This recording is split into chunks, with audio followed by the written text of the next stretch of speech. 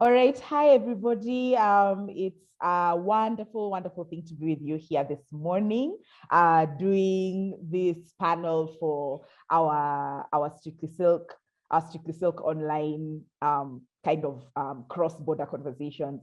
And this panel is going to be called Perspectives on Inclusion in Music and Performance. And it's really, really lovely to have all of you. I think maybe what we should do is start with introducing ourselves so that then everybody knows kind of what context we're speaking about inclusion in music and performance from. I'm very happy to be here as your host and moderator. My name is Njoki Ngumi, and I'm a member of the Strictly Silk team.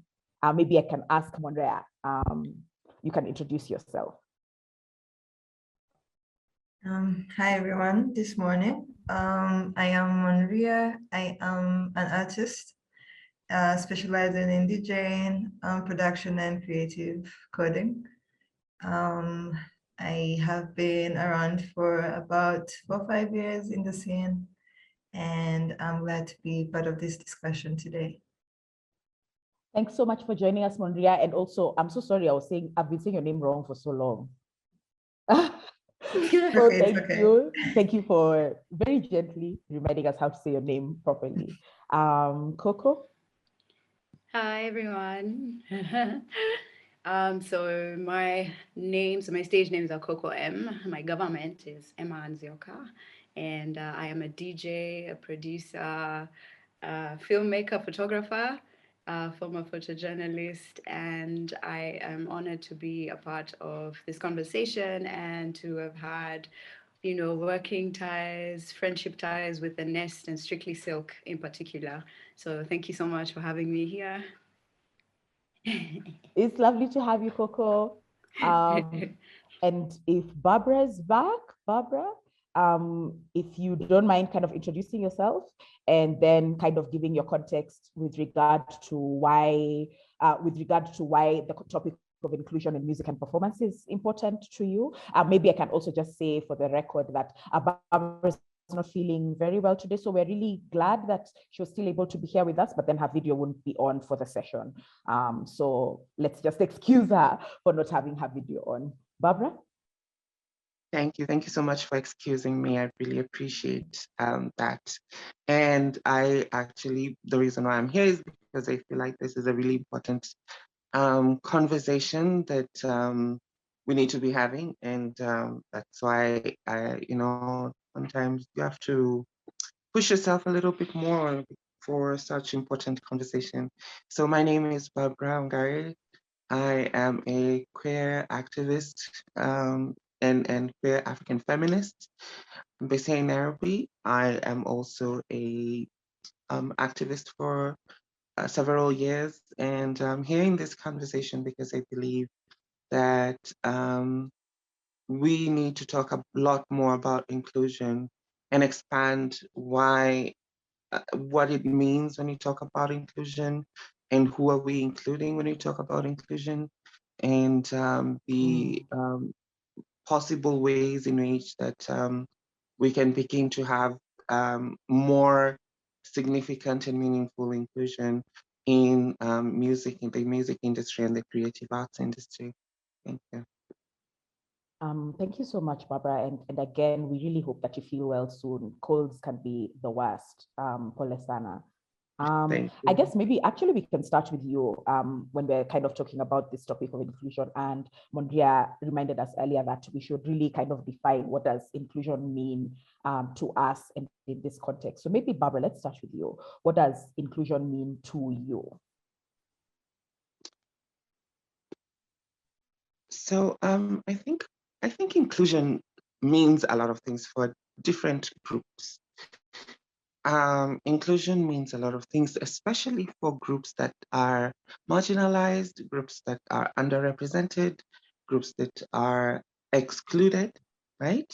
And so for me, inclusion means for those who are privileged enough to be sitting at the table to open their eyes and remove the veil of privilege and start looking around and seeing who is not at the table, who is not represented at that table, and have those discussions about why they're not at those tables, and begin to look at how do they start bringing those people at the table. For a very, very long time, obviously, exclusion was based on patriarchy and misogyny. And therefore, a lot of times you find that it's women who are being excluded in such spaces. For example, in the creative industry, music industry, back in the day, it was the men who were the more famous, the more well-known and popular, and actually also successful, right?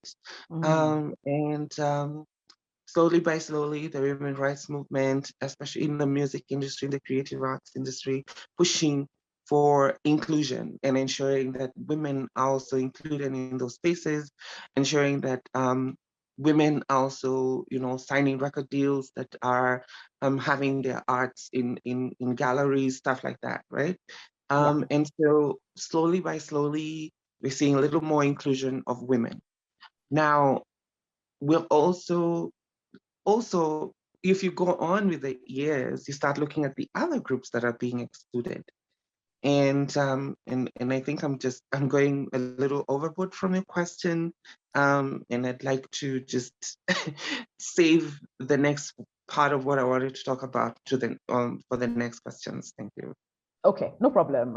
Thank you so much. I really love that you also brought in the idea of exclusion, and that exclusion was quite an active process prior, and that there has to be a lot of conversation with regard to people looking around and becoming aware of an absence in ways that people were not aware of this absence before. And maybe Monhrea, you'd like to pick it up from there and kind of reflect on what inclusion means to you in this context, especially with regard to like your insider status in the industry. So I really would like to just follow on what Barbara said. That was really, really well put. And also to just add on that, if in the long run, if like everything is not considered or everyone is not brought into one place, then we'll never get to the end. So it is definitely necessary for us to be aware and look around to see those people who have been left behind. And also now, like in the music industry, I think this is something we're becoming aware of and giving more opportunities for those, as of now, we're saying were excluded. And I think that is showing growth as the industry, as a people, that we are going back to where we were, like we're all thinking that we are all equal and from a similar space, both in our hearts and also moving now into the environment. Thank you so much, Monhrea. Coco, what is this conversation about? Like, what does inclusion mean to you? What is this bringing up for you with regard to your own reflections on the idea of inclusion? Thank you. I feel like both Barbara and Monhrea have just put forward really strong points with regard to what inclusion is, what inclusion means. And for me, what has stuck out more is that it has, for the longest time, been done like very, what's the word? Like when you do something purposefully, like you literally go out of your way to exclude a certain community or women or, you know, anyone else you feel, I feel they feel threatened by. For people who feel threatened by somebody else, having them, you know, lead the conversation of inclusivity has been like a bit retrogressive, I feel. And I feel like the strides that we've taken are because we are now intentionally creating spaces where we are taking what we want and putting it within our safe spaces and, you know, pushing for it and just strengthening our own communities. And that's why you see a lot more femme DJs, a lot more people from the LGBTQ communities coming forward and just like owning their spaces. It's because you get to a point where you're tired of, you know, begging and asking and, you know, advocating for, and you just realize that you have to actually stand up and do it yourself to be taken, you know, to not even to be taken seriously by you, because I feel like being included also in a space that you're not wanted in sometimes is not even fulfilling for you. So you just go and push. There's enough for everybody, and I feel like a lot of people are very threatened by the people that they really try to like push out of. So for them to like sit down and have that conversation within themselves would be a huge stride for us. We wouldn't have to do the work because we are the ones who are talented and we are the ones who need to be seen and to be pushed forward. And so like I really appreciate communities such as Strictly Silk and communities such as Santuri, like the community I work with right now, that actually go the extra mile to like include femme producers or femme DJs and see that there is actually a big gap still in the industry. But I do agree with Monhrea that like we've made drastic, drastic strides forward in the industry.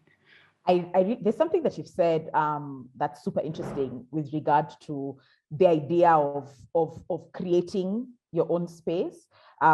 If there's a space in which you're not necessarily wanted or you're not being welcomed. So like I definitely get the whole like I don't know how to put it. The only thing I can think of is like that Swahili phrase shingo upande. You're being welcomed, but conditionally, nobody is really happy about having to welcome you.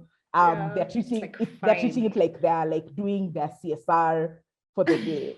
You know, it's like, yeah, look at us, we're so forward thinking.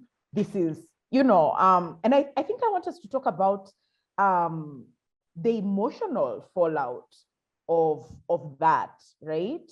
Just kind of the kind of knowing that like here you are, you're an artist, you need the exact same to get good at your craft, to be able to experiment and grow your aesthetic. From Barbara's perspective, if you're coming from a community standpoint or from an activistic standpoint, right? You need exactly the same room that everybody else has been given. But then for you, the room is given, it's smaller room, like those stories that you read about where people are given big pieces of cake and then now your slice is the small one, but you're still supposed to be grateful, you know? So I wanted us to kind of talk about that because it's a thing that we're supposed to just kind of swallow and deal with. But then this is the panel where like we can talk about what that experience is like, especially when you can see there are other artists for other reasons, and those reasons are many.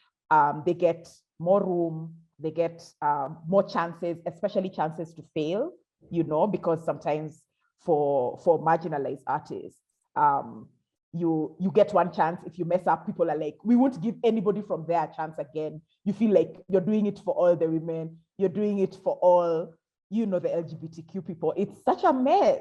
So let's just kind of talk about those feelings. And I think maybe let's start with you, Monhrea.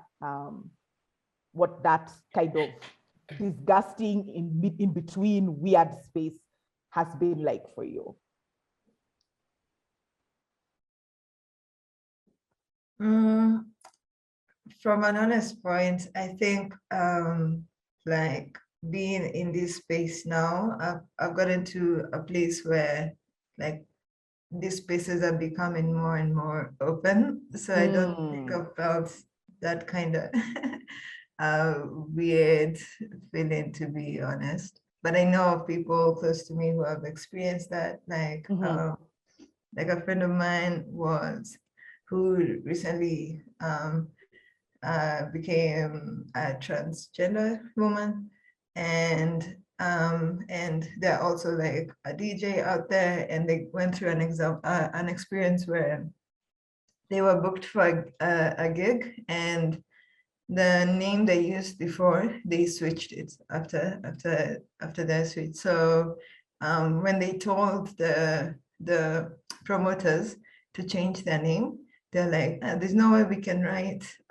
this name. We're not comfortable with this. So he had to like do a lot of push themselves a lot for them to even just have the name written the way they want to. So, and they share like just more of these experiences, which recently have been happening because of a choice they made for themselves. And they feel like, for example, a club they used to play often, now they're like, there's some weird vibes being thrown to them and such. Because now they're presenting differently. So, and good thing, I know they're a really positive person, but if there was someone with like a low self-esteem, would have like taken them down. And so many of these people don't realize how they affect other people by just doing such a thing as rolling your eyes, for example. Yeah, so I'm happy that I've been in this space which is more welcoming, and I hope it keeps on opening up for different people so that even more people can be comfortable to be who they really are, and do what they love to do. That's really fucked up about your friend. I'm so sorry. It's the worst. And like, I think there are few things that are less helpful than a sorry in a situation like that. Like, you feel bad, right? But then like the thing that they actually need is for people to just stop behaving like assholes, right?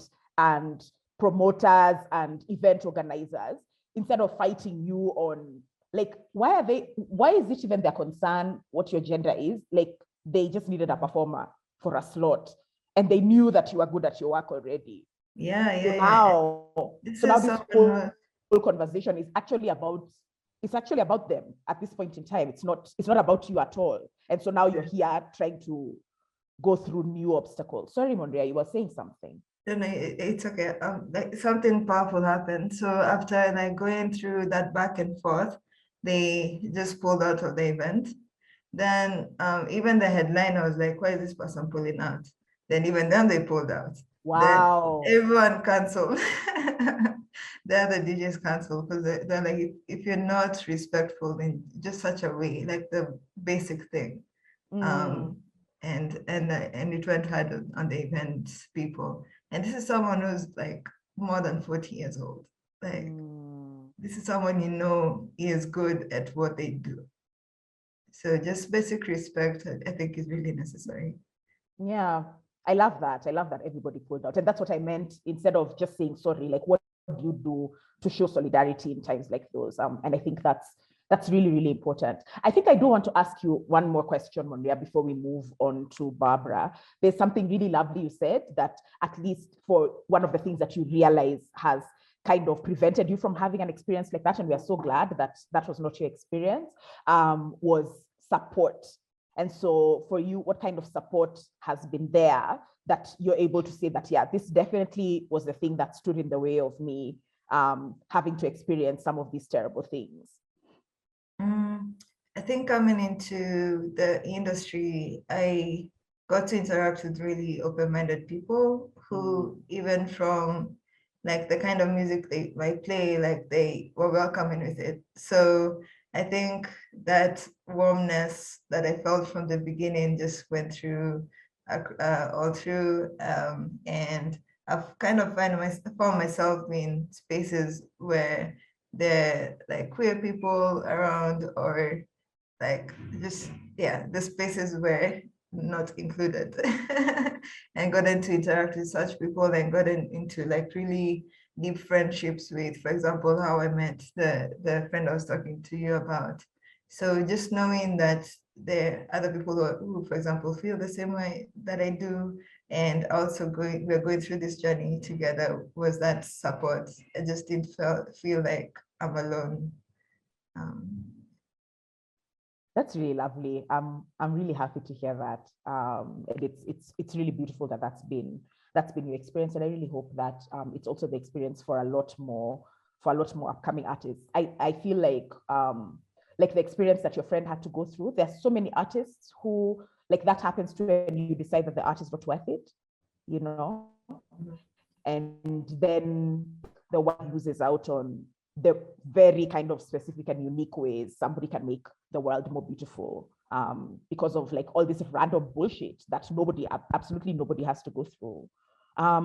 Maybe Barbara, we can hear from you with regard to these thoughts. Like what hampers these inclusions, and what support can we give people in the music industry, people who are artists, so that then they can kind of continue moving in their careers. Thank you. There was that question that you had asked previously, and I was just thinking about how what Monhrea was saying, that the excluded community, the women, the LGBTIQ community is very sorry, just give me a minute.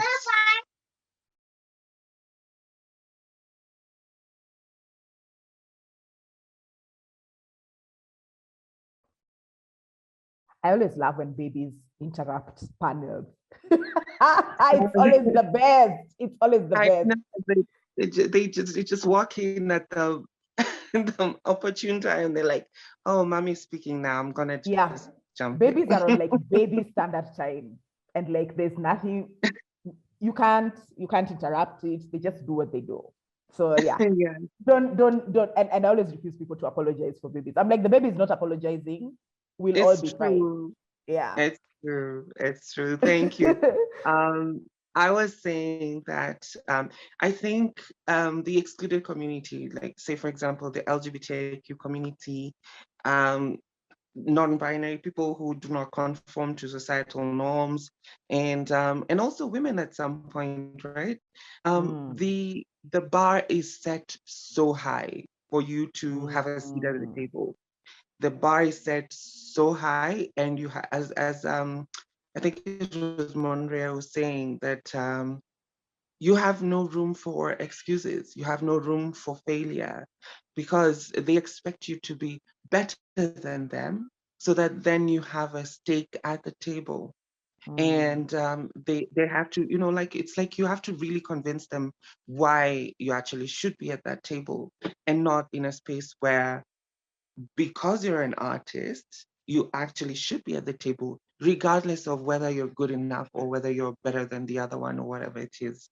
But I think because of the way society is set up right now, and with the issues of misogyny and patriarchy, and the way the industry and the system is set up in a way that it benefits cisgender male persons out of every other person, right? And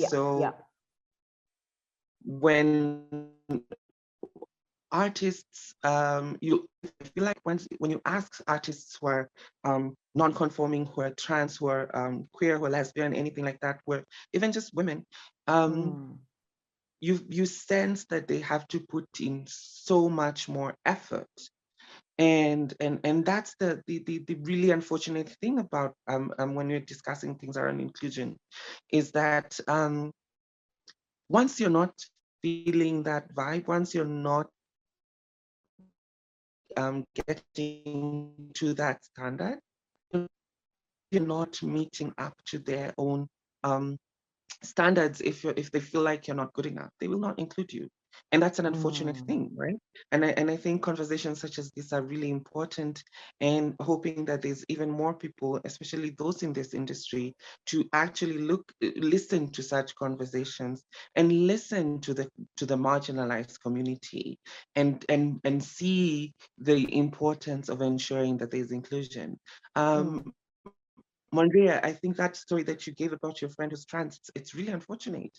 And having been in the movement myself, we've seen such scenarios happen and play out in so many different ways. And not in, not just in the creative industry. The trans non-binary community, by virtue of them looking differently, get excluded from all manner of spaces, because society cannot deal with the fact that people are different. Society cannot deal, especially with femininity within masculine perceived persons. And that really challenges them.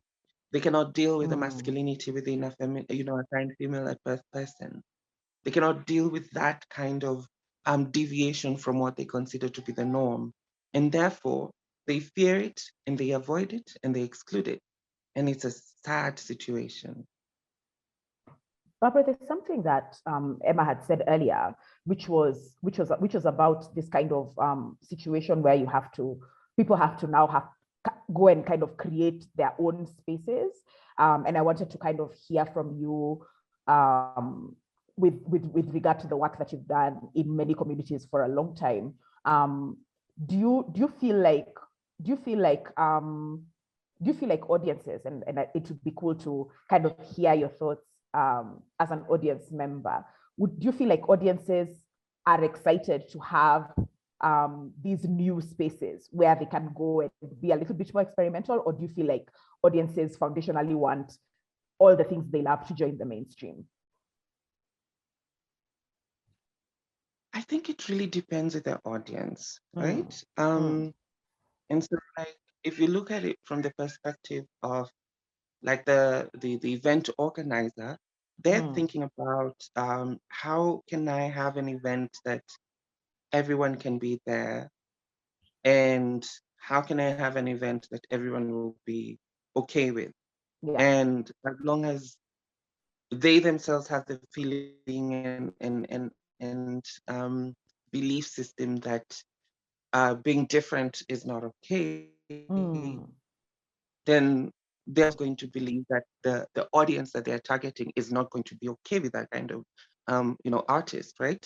And so, spaces such as Strictly Silk, spaces that are open specifically for the marginalized communities are important. And like I can give you an example. I recently participated in a ball where trans, queer, non-binary persons came together and celebrated, like in the spirit of like Paris is Burning, the movie, Pose and Drag Race and things like that. And you could just sense the energy in the room where no one was looking at each other over the shoulder, trying to figure out, okay, is this person looking at me funny? Or am I safe enough to be in this space? It was more about, I am safe, everyone here is like me, the performances are great, I can focus on enjoying the event. And that's the importance of having and creating spaces that are exclusive, that are inclusive, creating spaces that sometimes can also be exclusive to the marginalized community, so that then they can feel safe, right? And there's nuances to what inclusion looks like. And sorry. Sorry, I think my internet patched out, so I thought you were done. Please forgive me. Just finish your thought. And yes, thank you. And I was saying that there's also nuances in what inclusion looks like in different ways, right? Where currently we're having a situation where there's an anti-gender rights movement, there's a sex-based rights movement, where cisgender feminists who are insisting on sex-based rights, which is basically exclusion of persons who are trans, persons who are non-binary, and more often than not, the exclusion is towards trans women. Yeah. And they have this notion that these are men who are trying to take up women's spaces, but pretending to be women who do not understand what it means to be a woman, and so on and so forth. And it's unfortunate, right?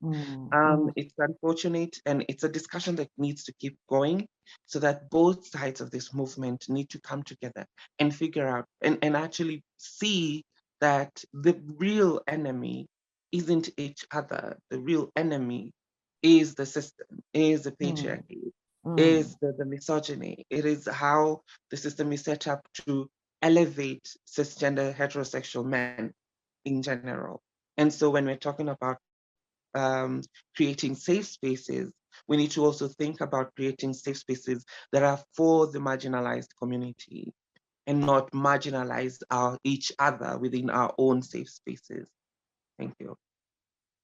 1000%. Thank you for sharing those thoughts. Emma, you're really nodding. It would be great to kind of hear what reflections you're having in response to Barbara's thoughts.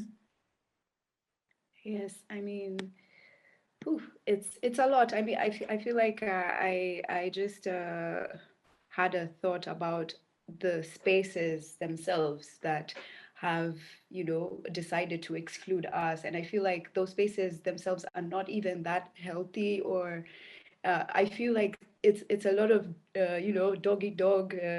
You're running a space and it's in a capitalist setup, and it's like, I just need to pack this venue with as many people, with as just moving forward with no specific agenda to strengthen anything aside from yourself and your immediate circles. So I feel like I was like, you know what? At some point, you don't even want to be part of these toxic spaces. But the reality is that they do hold off a lot of opportunities from the people they're excluding. So once we do form our spaces, getting the inclusion is more to now come in and claim a lot of these things that are owed to us, or like we are rightfully entitled to, but as a stronger unit, as a unit that's like looking out for one another, as opposed to like, I have the biggest gig, I have the other biggest gig, and you have the other biggest gig. We're just like, it's like a big dick measuring contest. And it's just very exhausting as well. But yeah, I just had a lot of like random thoughts as Barbara was speaking. Yeah. I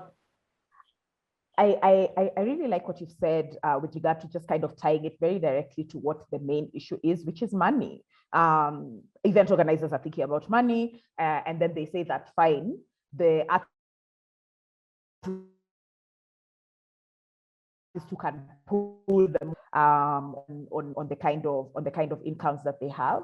But then in those spaces where they seem to be doing the best that they can to get money to everybody, even those spaces can have their own problematics. And so even within that space, the artist who can pull the most is treated with the most respect. And then the person who's kind of the underdog is pushed to the side. Your tech rider is not listened to. There's all of those things that are happening. So that those spaces are also very difficult. And then also people realize, and that's where you start seeing like the importance of care work, because people are like, they don't want to spare time to be nice. They don't want to, because it's supposed to be all this, everybody's hard, everybody's an adult. We're all just adulting, and it can get really ugly. And horrible in that way. I think there's two really strong thoughts that we've had in this panel so far, and one was I think Monhrea actually gave a whole story to illustrate it, and then that Barbara just kind of gave the basis for it as well, when Monhrea was kind of describing how when one person was treated badly, everybody kind of moved in solidarity with them. And that's one of the biggest failures that we've had with regard to making sure that inclusion is a real conversation within circles of women, is that women who are in the forefront, women who have certain types of privileges. So maybe you're a cis woman, maybe you're a classed woman, maybe you look certain ways that make you more acceptable in the mainstream. You get to the front, you're now the new number one. And then now you forget that there's other people that are now marginalized compared to you, right? Whether it's people of marginalized genders, whether it's people of marginalized sexualities. And so then people start fighting to remain at the center of the front of where they are, as opposed to kind of really having honest conversations about what included. Of course, this is where we have about people living with disability, and how the vast majority of like music spaces, artistic spaces are not accessible at all for people living with different kinds of marginalization, or with people living with different kinds of disability, and so this really is an important question for us to ask one another, like, how do we begin to show up for one another even before we kind of go and challenge the larger machine? when it is just us in these kind of spaces, where do we begin? And that's why I loved MONRHEA's story so much, where it was like, one person is being treated badly, then the rest of us are not going to take this shit, and then now everybody has to, you really shake the table. That is shaking the table. I don't know, Coco Em, do you have any thoughts in that regard? How do people show up tangibly for one another in ways that push everybody else forward? Okay. First of all, I just want to give a big shout out to Phatstoki. I'm a big fan. Oh my God. Wow. Hi. Hi guys. I'm so sorry I'm late. There was a confusion with times, but yeah, I'm so sorry I'm late, but so happy to be here. Maybe Emma, you can pause, and then Phatstoki, you can introduce yourself. Maybe put your pronouns in your Zoom name as well. And then tell us a little bit about who you are and why the kind of conversation around inclusion with regard to the music industry is so important to you. Okay, cool. Okay, so my name is Khunze, but my DJ/stage name is Phatstoki. In regards to pronouns, I choose not to choose a box even in that department. So you guys are welcome to refer to me how you wish. My name works perfectly. So, but she, him, they, it's all the same, just a person. But yeah, thank you so much for asking. I think I'm in this conversation because I am one half of an organization called Pussy Party, where I guess, to cut a long story short, our main focus is catering, making parties that cater to people who have been disregarded in club or night spaces, even though these are the same people who are the culture, create the culture continuously, and without them, parties would be dull and almost non-existent. Hence, free for girls for the first 2 hours of a party because they want to fill that joint up with the energy that actually matters when it's, time for, what do you call it?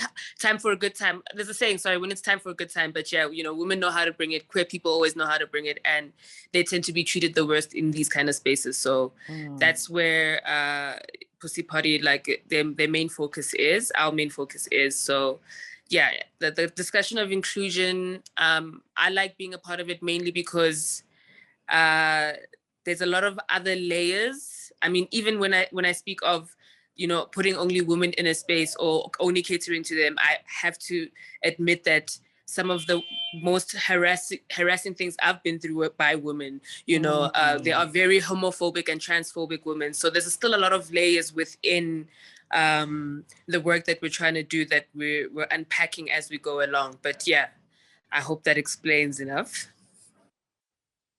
It explains it a lot. And thank you. I'm going to jump back to you just after Emma continues answering this question with regard to how we show up for one another, specifically, tangibly, in a way that makes sure that as many of us are being seen and heard and cared for, because actually the point is care. Because like when we look at the spaces that you were describing earlier as toxic, so even if it's like, the biggest dog gets the biggest bone or whatever, and it's even an insight that you have to use animal metaphors for it to work, right? That's true. Yeah. Places where like everybody's like pushing forward, everybody's like, but then there's no care there. And so like, even for us, when we talk about showing up for one another, the only way that there's going to be any kind of difference is if we're showing up from a place of care. And then, so I just kind of wanted to hear your thoughts about that and how we can do that more tangibly for one another.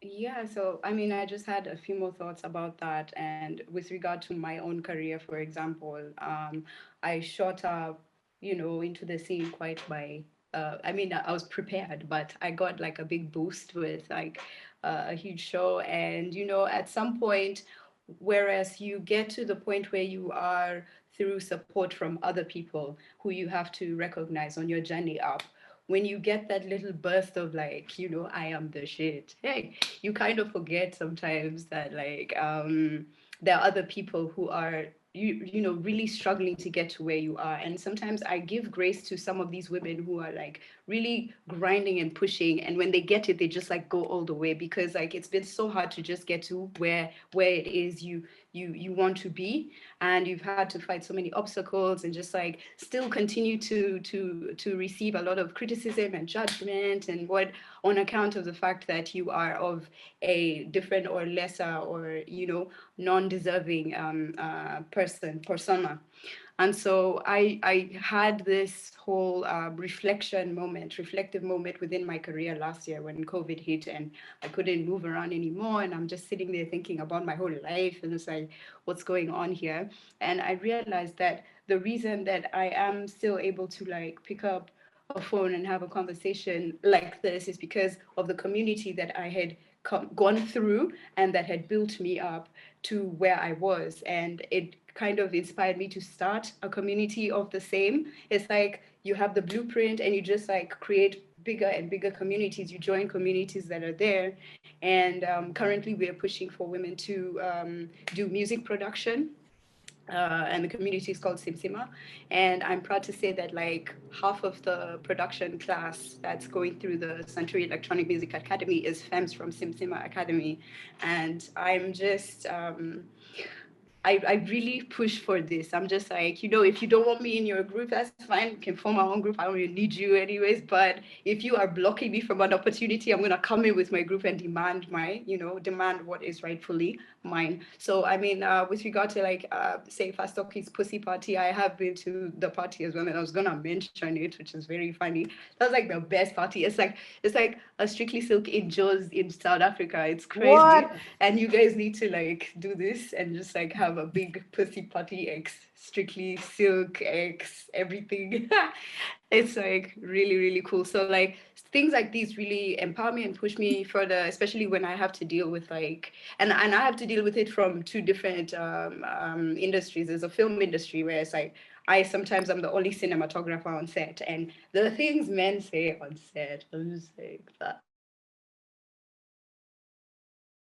Just woman, they'll be like, you know, this contract only states that we need a woman, so here's the contract. It's like, oh, so it's not because I'm a good cinematographer, it's just because I'm a woman that you're, you know, giving me this job. So it's a lot of things to work through, but communities really strengthen us. So like building this for me was like really, it was inspiring. It helped me actually push through this whole period. So I really want the people within this community to branch out and gain their own community and just come together and just keep pushing for it.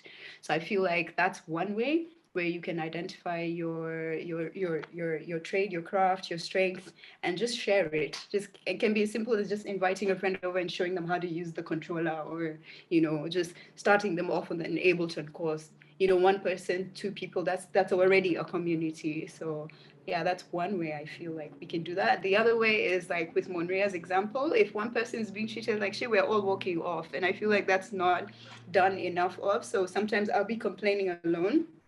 Like I walked out of the Tasca Oktoberfest one time because they were treating me like crap. And then the next DJ was like, okay, and then just came and started playing. I was like, oh wow, okay, but like I don't expect you to like, you know, forego your bread because of me.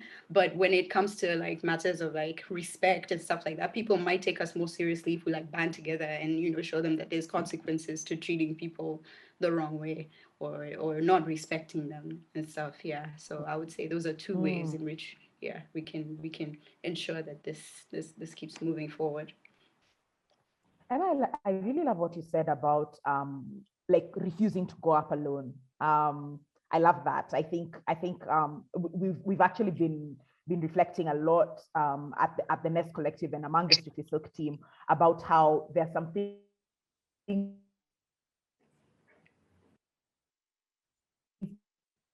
people like the fact of the matter is like all of the truth, you know, and that's really amazing. I strongly suspect that you can hear me. Sorry, no, now we can hear. Yeah. I can repeat what I said. I think my internet got patchy. The thing I was saying was that I love that thing about refusing to go up alone. I love the thing about sharing your craft, because a lot of times a lot of people will like they're like kind of getting the recognition and meeting the marks they had set for themselves and like finding the success. But then like there's this idea that you have to keep it all for yourself in order to like really succeed, so that then people can look at you and see how you kind of class about a way to keep things going. I hope I'm patching out. I think we got most of that. I'm sorry, this is bad for me. Maybe what we can do is that comes in every Zoom call. So I guess we've been lucky that it didn't come earlier. I guess maybe we can hear from you, Phatstoki, with regard to how can we show up more tangibly for one another, whether it's as artists, and how can the perspective of artists, how can more tangibly for one another, and how can audiences show up more tangibly for artists, especially if we're people who decide that we believe in inclusion. Yeah, you know, I think ultimately it's like that same, it's that thing if you're saying like, I heard you guys say earlier that if, you know, someone is called out publicly, it's something that everyone can see. It happens publicly. People are aware this is what happens to you if you act inappropriately, or this is how others act towards you. You know what I mean? If I'm acting a particular way. And the same goes for acting badly, because if you act badly and no one does anything, then people see that happen. You know, that's how I think culture happens. It's how people respond to certain actions. So I think what I can say we've done with Pussy Party is stuff like sensitive training with the staff, you know, because how the bartender responds to the bodies, how the bouncer responds to the bodies. It's not just a party starter and a party goer experience. There's a lot of people in the space, you know, whether it's the person who cleans the bathrooms, having a conversation with them about, you know, what maybe their idea of gender is, and maybe giving them a concept of something else, and whether they get it not right now or not in this instance, but how it matters for the business to run, for them to consider these things, and hopefully it will translate into their, you know, normal livelihoods. If a bouncer gets booked somewhere else and they see a bouncer, you know, mishandling a woman, they've got a little bit of more information to say why it's wrong to do that, as opposed to knowing it's wrong, but not knowing how to communicate these things. So these kind of conversations start on the ground, as opposed to just, you know, a good time. And I've come to realize, because I can be like, I can be militant in the sense that, yo, I don't care if she's not having a good time. We stop the party until that is gone, until she's having a good time, whoever they is. But I can be very militant. But I also realize that, you know, this like cancel culture thing is almost not helpful, because people are still in society, right? So you can act like you're disregarding this human being, but that human being is still going to walk into a supermarket, is still going to go to the same bank you do. They're still here, they're still alive, they're still going to be amongst children. So I think conversations about why and how your influence of life and society makes you think it's okay to behave this way gives them a chance to respond differently. So yes, definitely call out culture, but also sharing of information kind of culture, you know. Yeah. And starting at home, you know, I've seen so many people act differently with the ones they love, you know, because those conversations are very tough to have with people you care about. That's when you tend to look over things, you know, because it's someone, you know, you grew up with this guy, he's harmless, but, you know, whereas on Twitter, like the tweets are going, but that cousin, you know, back at home, he's never heard you use the word queer, you know, you never spoke to him. So it's about being honest with how much work this is. It's not, you know, also like getting, like, I'm also kind of getting booked because I'm queer. Like, yo, bro, can I DJ? Like, Like, am I couldn't, I mean, the first time I did a gig, the guy was like, yo, I had no idea, you were a woman. I was like, dude, I have breasts, it's a thing I have, but yeah, I can mix music, I can transition, I can count. But thank you, I guess. I can count. But thank you. But thank you, I guess, so it's long. This game is a long one. And I think even us as the marginalized have to be honest with ourselves on how long it is. And yeah, start at the bottom, man. Start with the staff, start with the ground people, start with the guy you see every day outside that club who's, parking the cars, That guy's important. He sees more people than, you know what I mean? These people are important, and studying their matters because they actually kind of want to know. They also want in, I love that. And it kind of ties to what Emma had said, in kind of like going up with the community, remembering that everybody wants in, and that you can kind of move from that knowledge. There's also something really lovely you said, which was, instead of like always calling out people, and I was thinking when you were speaking that it actually sounds like calling people in. It's like, we can have a conversation about this that's not about throwing you away because you're wrong. It's about realizing that a lot of us have done a lot of learning over a long period of time to get to this place where we are a little bit more open, we're a little bit more curious, we're a little bit more aware. And we realize that this is a long journey for everybody. Like you said, it's a long game. Yeah, absolutely. Thank you so much, Phatstoki. That was really lovely. You wanted to say something. There's something that has come up for you. No, I tend to mute early, so I just wanted to make sure, yeah, that I didn't mute early. But yeah, it's a long game, but we have to be honest. We have to be supportive and also be very careful. Like, take care of yourself. I'm not saying go out here and teach everybody. Like, some people are really comfortable with being ignorant. Some people are really comfortable with picking at you just because you said it's wrong. They actually want to engage with the wrong side because it tickles them a little bit. Some people are really okay with being horrible. Like, you know what I mean? They live off of that. So protect yourself. It's not about changing. It's about giving opportunities. Like you spoke about sharing. We do workshops where we teach women and femme and queer people how to DJ. And I've been to a couple of workshops in the past, and they were like one workshop and go.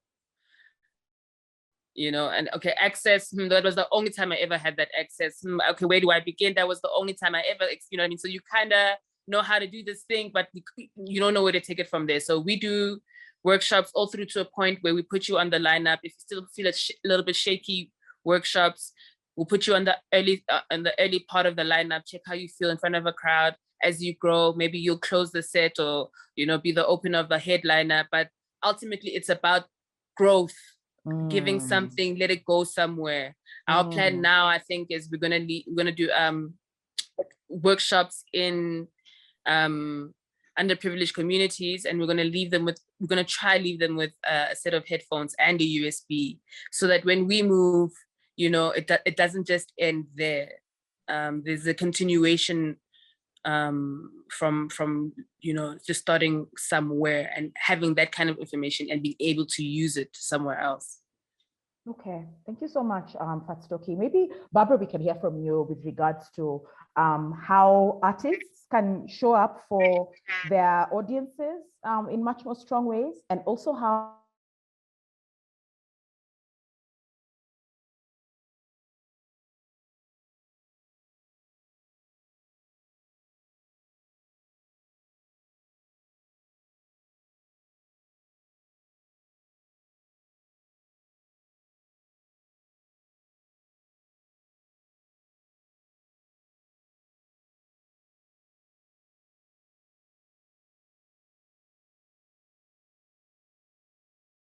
sorry, terribly sorry. This is the Zoom moment. It was really the Zoom moment. Okay, Zoom moment over. Yes, MONRHEA, we were kind of we've been kind of talking through how can we show up better for one another tangibly. What has been your experience with regard to showing up for each other, and as regards as an artist, how can you be better for your audiences in their learnings about how to kind of move this inclusion journey forward? And how do you think audiences can do better about becoming more inclusive?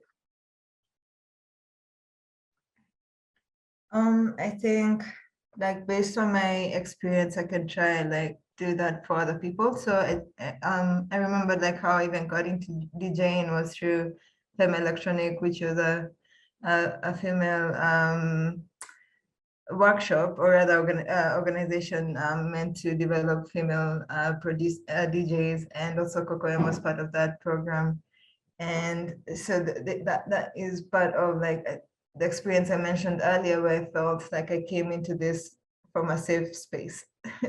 So I think just now creating that for other people, and also just, I think personally what I say, like I can say I do is like conversations, like when I'm talking to people, just talking to them in a way that is inclusive, like and also just making sure, like, I think the communication is best when you explain to person in a way they can also understand, because you can come in a language that is not understood by the other person. So also how you pass the message is really important.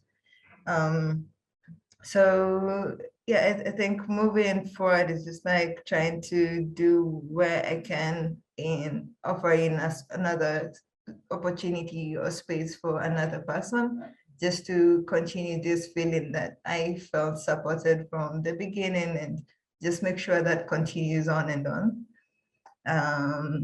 Yeah, and also I think even being part of such a conversation like really goes a long way in like providing like tangible ways you can like share this knowledge to people, and helping them just understand where you're coming from.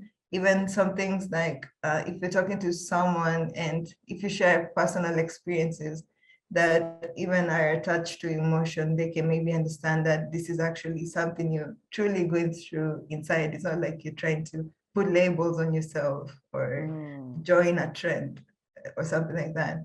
Then just having more and more of these discussions. We're in this phase of information, and I think just sharing that information with people can help enlighten the community as a mass. Yeah, thank you. There's two really, really beautiful things you said, Monhrea. I think the first one that was really that's really kind of come with light bulbs for me is what you said about language, that it's very easy to use language that excludes, language that pushes people out, as opposed to inviting them in. And that would be language with regard to anything, because like, for instance, even this language around inclusion, even the language for describing different queernesses, different non-heteronormativities, that is not language that everybody is familiar with. And this is, I guess, what Phatstoki was referring to, saying that the road is a long one. And if we intend to carry people along with us, we're going to have to do it gently. And that part of this gentleness is definitely about using the language that people need to hear. And I guess maybe from, even if you look at it now from an artistic point of view, understanding that some people are literally coming from scratch. It's like, I don't know what a controller is, right? And then being very gentle with that. And that really lovely thing you said about how for you, your experience from the jump was one where there was welcome, you were not having to be afraid of being ignorant. Somebody did come with a kind of big person attitude, like, I'm better than all of you and I will always be better than all of you and the rest of you will always be, those sorts of things that people do when they're leading with ego. And that's not the experience that you had, and that has made such a huge difference for you in like your career path and your career trajectory. And so then we know that these workshops work, that Femme Electronic works, that the Pussy Party workshops work, that this workshop that we're doing, these conversations work. And it's because of everybody being so careful with the care work. It's incredible. And that's been really lovely to hear.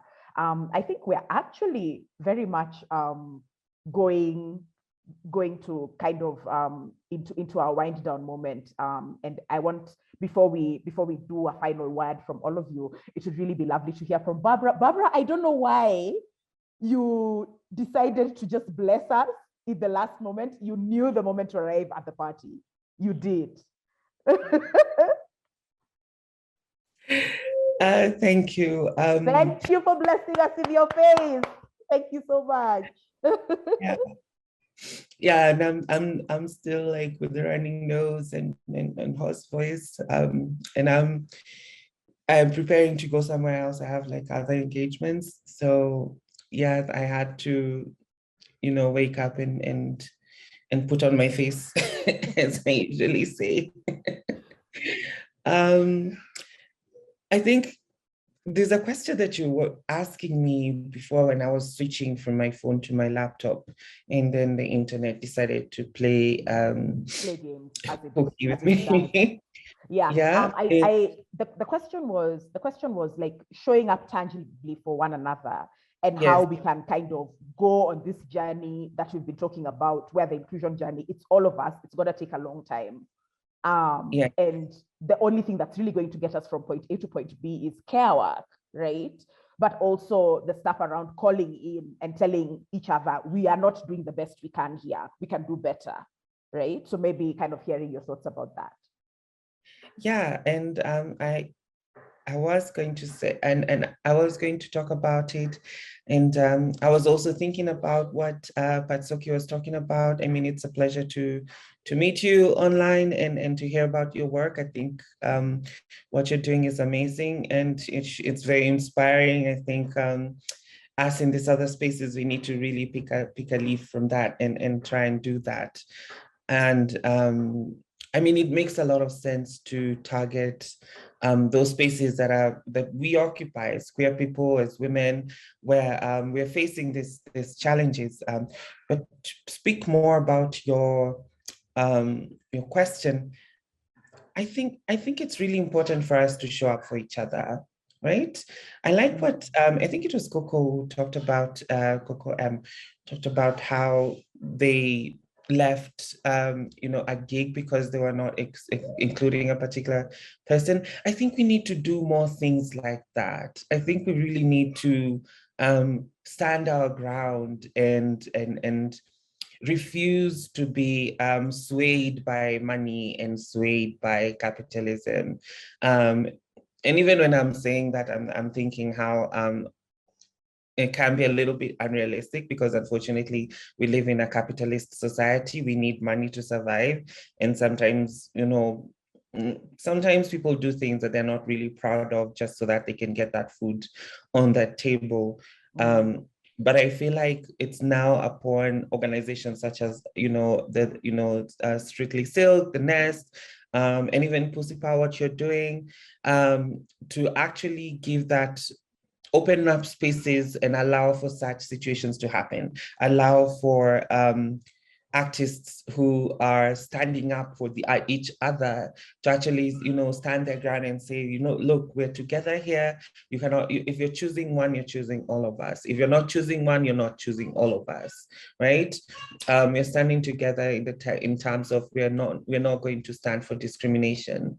We're not going to stand for trans misogyny and transphobia. We're not going to stand for misgendering and refusing people to identify as themselves. We're not going to stand for spaces where then, you just, even though they say, oh yeah, we're welcoming queer people, you just feel a particular energy where you're like, it's like a token. We don't want to be tokenized. We want to be sitting at the table equally, right? And I think we need to keep pushing for that. I think we need to keep showing up for each other, in the sense that, for example, how I feel like as Phatstoki was talking about, the queer community shows up for each other all the time. And I think any other minority groups who are feeling marginalized, who are marginalized in this society, I think we need to band together, right? And to show up for each other.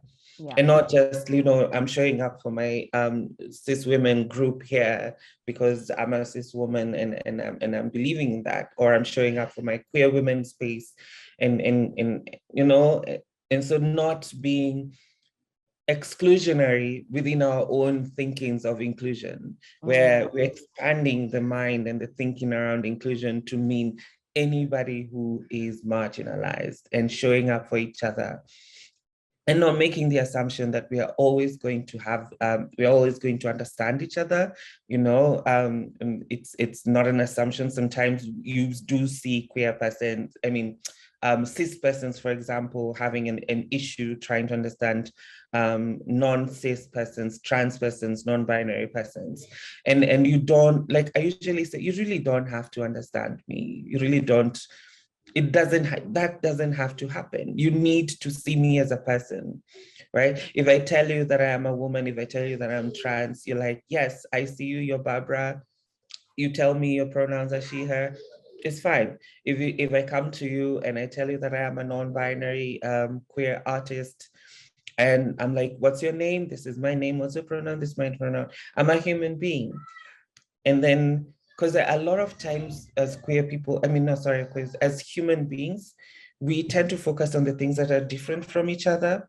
We tend to other each other. And I feel like it is important for especially for us who are marginalized, who are not at those tables, to start looking at the things that are intersectional, things that are bringing us together, and saying that the thing is bringing us together is that I'm not at that table, you're not at that table, we are not at that table. So let's come together and make sure that we are also fighting for our own spaces.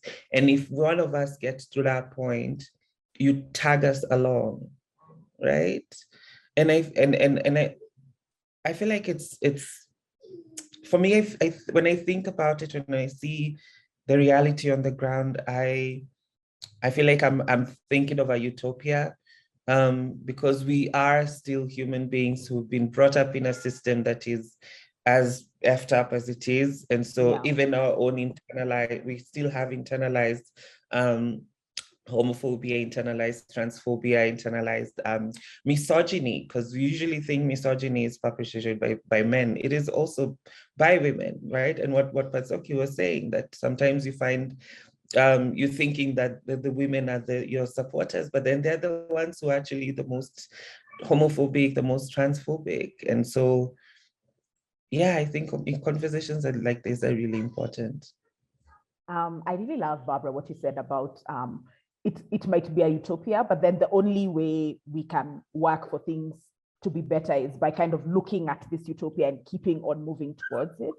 And I also loved what you said about people just having to become more practiced at showing up for each other.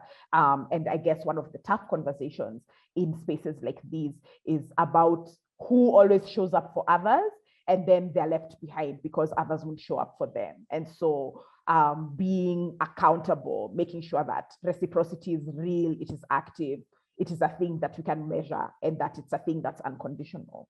So thank you so much, Barbara, for kind of sharing that. I think maybe we're at a place where we can be winding up now, and maybe you can kind of give your final thoughts with regards to this conversation about inclusion. Maybe you can actually say something that you had somebody else say that has been really beautiful for you and that you'll be carrying out of this conversation.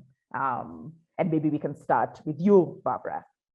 What has somebody else in this conversation said that has been really lovely for you, and you'll be like, oh, I want to be carrying that forward. Oh, sorry, you're on mute. Yes, This is the Zoom moment. The Zoom moment. Right. I think we're all a bit tired of Zooms right now. We need to have that mic thing where you're speaking and the mic is not on, and so you're like, oh, sorry, can you hear me now? Yeah, I think all of us have said super amazing things and different perspectives, and it's hard to pick out a particular person. I'm gonna choose two, just very briefly. I like what, and I hope I'm getting this right, I liked what Coco Em talked about walking out of a gig because one person has been excluded. That one, I think, is a really powerful thing. The second thing I am taking home is the work that Phatstoki is doing in terms of working with like the people who are working behind the scenes and ensuring that they have the understanding of queerness, of otherness, of difference, of transness, of being non-binary, that they're the ones working on the background, right? And so that one I'm taking home and challenging my own communities and seeing, because, you know, like even you think about like just queer people in club spaces, we've seen, and sorry to jump into this, we've seen one of the queer friendly spaces, clubs here in Nairobi, outrightly becoming hostile. And so now queers don't have a space to go. And so I'm thinking perhaps the queer community needs to take a leaf from Phatstoki and team and work with the bouncers and the DJs and everything to ensure inclusivity. So thank you for that. Thanks so much, Barbara. It was actually Monhrea who had told the story about walking out. When their friend had to leave this place where they were being so disrespected, and then everybody else said we are actually all done. And that was amazing. Thank you so much. Monhrea, we can actually hear from you now. Something that somebody else has said that you're like, oh, this is gonna be fun to carry along on my journey.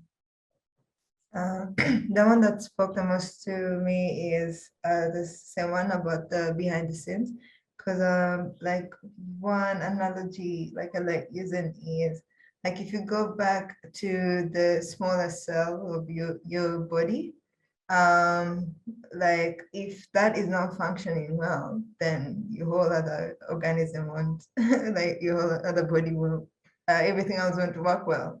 So if the people who take care of the people from like the let me just use behind the scenes. If they are not aware of such things, then it doesn't go trickle up to the rest of the organization and even our community as a whole. So that definitely speaks to me. And also, I'm trying to remember, this was by Barbara, I'm trying to remember.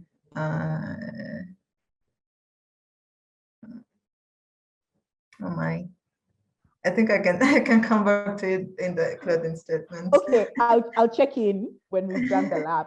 So don't feel pressure. Maybe we can hear from you, Phatstoki. What has been interesting or insightful for you to hear from everybody else? I think it was something Monhrea said about having to consider language. I think that's a big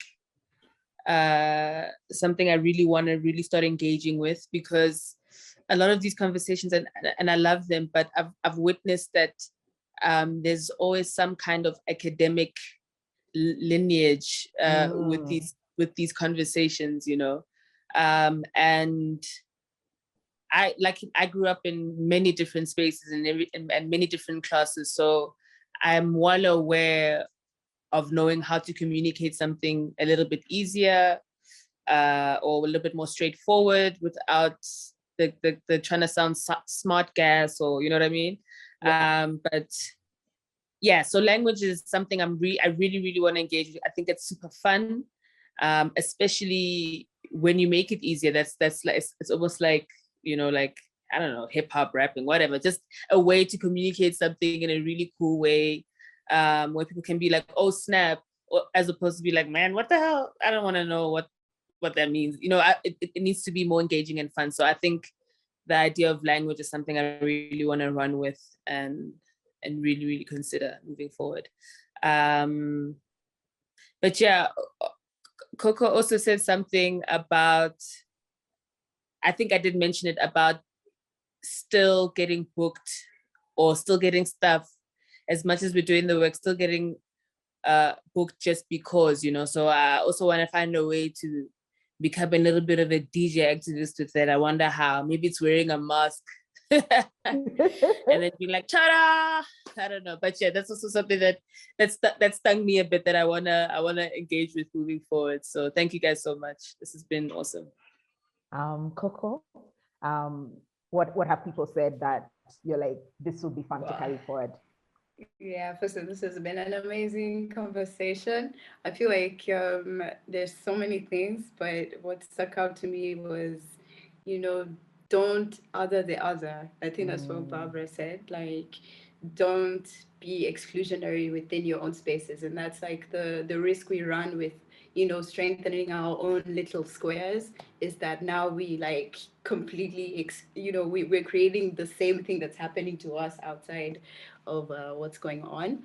And I think the confusion of like the stepping out, let me just clarify, I'm the one who like walked out of Oktoberfest, like, so not the other DJ. The other DJ came and started playing. So I think maybe that's where like the wires got crossed with that point. And also there was, the language thing. As well as speaking to people who you'd never even think to speak to, like the security guards and the guy who parks the cars and the waiters, waitresses, everybody that's within this space, and just sensitizing them on how to speak to people, how to, really, what's the word? Like, how to be in the space and to ensure that it continues to be safe for these people. And I just want to big up, there's a theater director I worked with called Wanjiru Maureen, and she's just amazing. She, like, even before the play begins, she rounds up her whole crew, it's men, women, everybody, and she gives down the ground rules, like, you don't say this, you don't say that. If you say this, this is what happens. This is what we, like a big constitution just before you do the play, so that you know what's gonna happen, what's going down in this space. And I feel like that's something that I have personally overlooked. And you assume that because you have a room full of femme identifying persons and queer people, that they will automatically respect each other because that's what they expect from themselves. But sometimes you also have to just like lay it down, because I do agree that sometimes I do receive a lot of, I won't say aggression, but it's some crazy energy when you are in a room of people who have been ostracized, and it's like you're still trying to figure yourselves out and stuff. So I'm taking all of this with me as we proceed. Oh, and also not like giving information to somebody and then just leaving them in the air, like, carrying them forward until it like, makes sense for them to like support themselves. And that's the biggest issue I've had with like these crazy 2-day, 3-day workshops where it's like, okay, goodbye. this is a controller. Okay, sure, go off now. It's like, and then like, what's gonna happen after that with your career? What do you want to do with it? So I'm gonna take that as well and just like push it forward. Okay, that's it. Thank you. Thanks so much, Coco. Monhrea, do you have did the thing come back? Yeah, actually, Coco helped, because I knew it was a phrase, don't other the other, which also brings to what Phatstoki, when she joined, and you asked about your pronouns, you mentioned like you feel like you put yourself in another box instead of, so like just also having in mind, because it's very, very subconscious, like to act where once you like feel some presence, or like you feel accepted in a space, it's so easy to like now put the others away or forget about everyone else. Yeah, so don't other the other. It's definitely. Yeah, I just want to confess, I actually felt that way when I was typing out my own pronouns. I was like, what am I? But do I really must? That's why it took so long. Thanks for sharing that, Coco Em. I think my takeaway has been that inclusion is like a shitload of care work. It is non-stop care work. That you have to care about people to do care work. That you have to care for the care workers, which is what Phatstoki was saying. It's like the people who are parking your car, they're care workers. in the nightclub scene, the people who are doing security, they are care workers. It's very easy to look at them and think, oh, they're like feds, military, but then they're the ones that are making sure that everybody else is going to be fine. And then thinking that the journey is for everybody. It's not just for the artists, not just for the audiences, you know. So that's my main takeaway from you guys. Thank you for this fantastic conversation. Thank you for blessing Strictly Silk with this conversation. Thank you for saying hard things. Thank you for saying lovely things. Thank you for speaking with love. Definitely, we should do something together with Pussy Party. So that's definitely something that we should do, must do. It would be incredible. Let this COVID bullshit end, and then everything wonderful can begin. Yes, I love it. I love it. Nairobi, I love it. But yeah, thank you all for giving us your time this morning into early afternoon.